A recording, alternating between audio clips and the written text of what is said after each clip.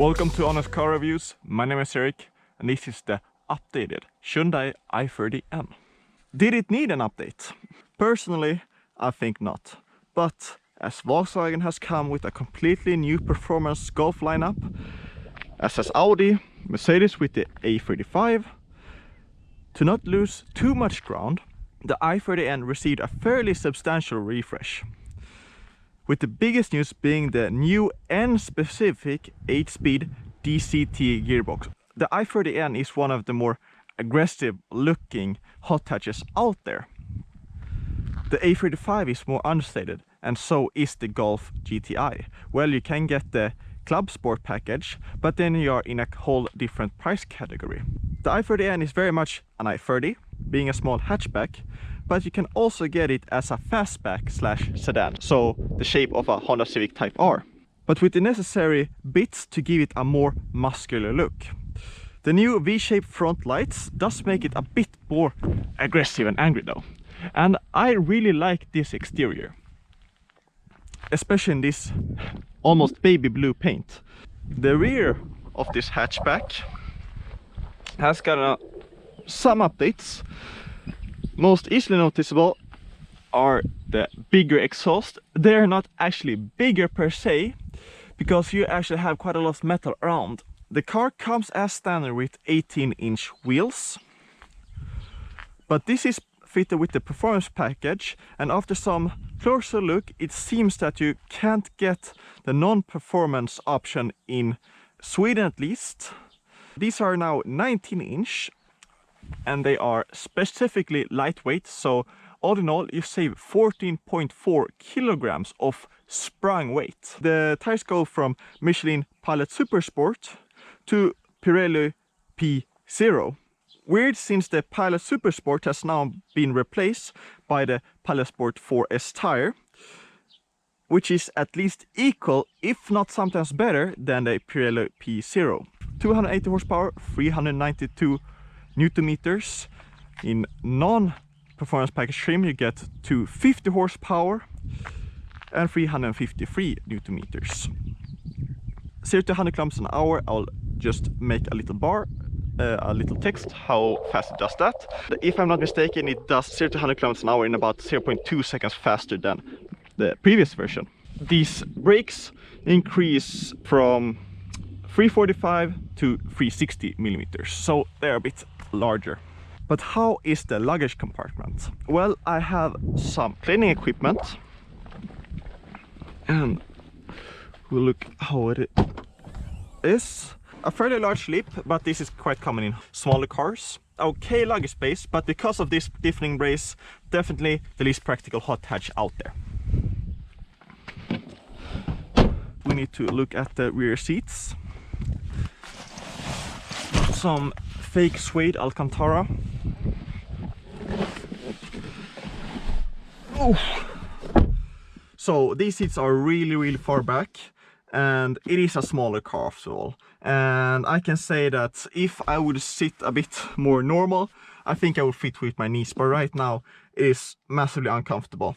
Quite an okay amount of lower thigh support and an okay amount of foot space, but the knee space is the problem right here. But that is also because I'm quite tall, the seat is in a pretty far back position. Okay headroom, I mean the materials are not the greatest, a lot of dark, very monochrome, monotonous, and you have a bit of blue stitching, which is quite cool. But I would like some blue details on the side doors as well. That would be really nice, and as in the front. But we'll get to that just in a second.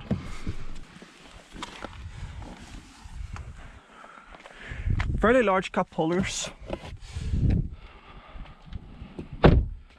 And this wing that actually does its job in terms of downforce. It is actually a dual element, so it goes down here, and there's a really small lip here as well, so it's a dual element wing.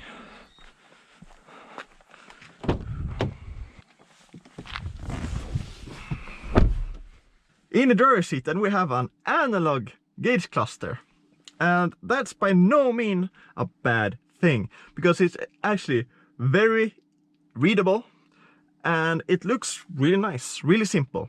However, the middle screen seems to be more of an afterthought, and since everyone else is going digital gauge clusters, in comparison, this middle screen seems old, way too simplified, and it doesn't feel like the engineers have spent a lot of time on it. Steering wheel, nice, not too thick, not too thin. It looks like to be metal gear shifters, but after close inspection, I'm not too sure. Drive mode, you have Eco, you have normal, and you have sport, and here you have N mode and N customized. As in any sporty car, you can change suspension, the throttle response, the exhaust sound individually. So this car has that as well. This does not have an active cruise control, which I thought was pretty weird since it costs a bit, but it is what it is. In the middle, you have a huge 10.25-inch infotainment screen, and it looks pretty good, the design. This is the main menu, and personally I think that this looks really simplified, not squarish as some other competitors, and I really like it. It's quite easy to navigate, and all in all, a great system. For the car, the price, the manufacturer, nothing to complain about. But you can change the RPM for the launch control, the limit for the gear shift indicator that will light up here, and there will also be a sound when it wants you to change gear, and track sense and power I'll go through a bit later. I have custom, you can change how stiff the spring should be, the steering, the ESC, the exhaust noise, the electronic LSD, which I'll also get to later. It's very customizable, which I really like. I have driven it with a manual, and personally I think that this car deserves a manual, but it's good that this is an option. I think that the automatic will sell because it is more easily accessible, easy to drive, use, and so on. The seats are actually sport seats, and they are 2.2 kilograms lighter than the normal equivalent. They're huggy, but on long journeys they're a bit tiresome, as well as the noise from the tires. Manual control for the climate control would like a bit more distinct clicks when you change the temperature. It is easy to go too high and too low. When you start the car, it feels like the valves are opening and closing by their own. So sometimes it can sound like a Honda Civic, or sometimes extremely quiet. The pops and bangs from this Hyundai are the craziest. I have never heard as many pops and bangs as in any other cars, and that includes the Jaguar and the Range Rover V8 supercharged cars. And that says something. But in terms of raw acceleration, there isn't that much of an engine note from the exhaust, more than just volume, which is a bit shame. This car is stiff. In normal and eco, the car is bearable to drive. But in sport, and especially in N mode, you're being thrown around like crazy. It feels like you're on a roller coaster. It is not comfortable at all. And since the throttle is sharper and you get thrown around, it is actually quite difficult to keep a steady throttle sometimes. The brakes feel really good when you apply them. Quite a long throw on the brake pedal, which is really good. It is easy to judge how much brake that you can apply. The electronic LS limited slip differential really pulls you out of the corners, but with the pull and the dardiness of the car, it is a handful, and you really have to be on it. It is a really almost raw experience. I have to complain about one thing, and that is the feedback from the steering wheel, because sometimes this steering wheel can be extremely heavy, and sometimes it can be really light, and the feedback that you get from the steering wheel is sometimes lackluster. The automatic transmission in automatic mode shifts really quick and it's really responsive, and if you put it in N green shift, it is supposed to give you a smile or a grin on your face. It optimizes for 20 seconds and tries to be in the optimal brake range.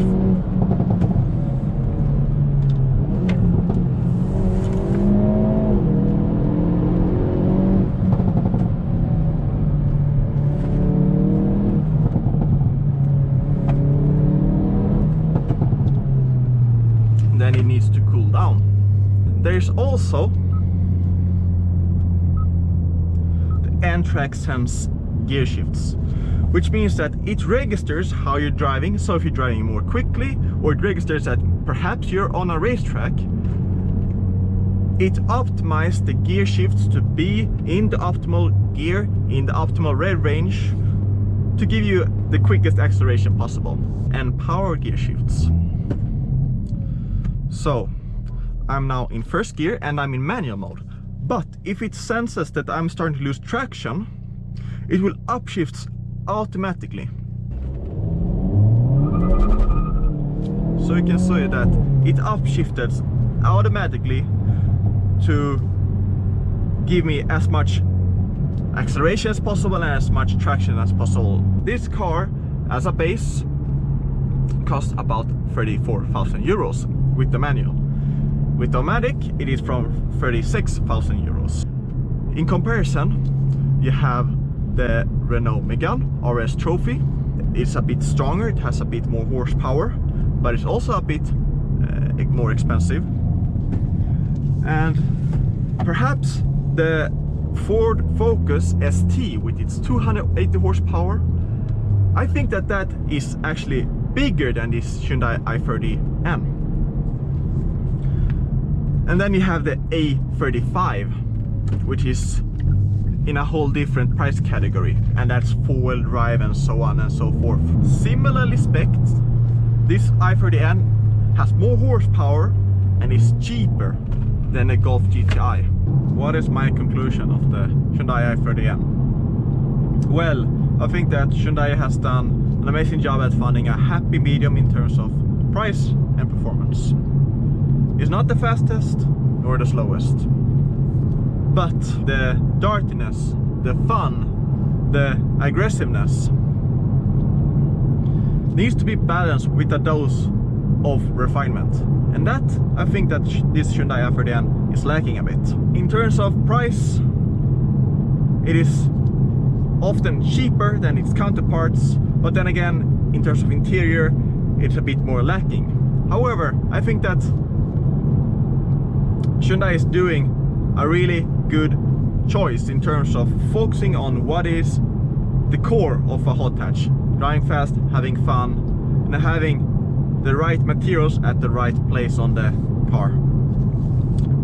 The chassis, the tires, the wheels, the brakes. Yeah, I think that the i30N is almost a complete package. And that's my final review for the i30N. See you next time.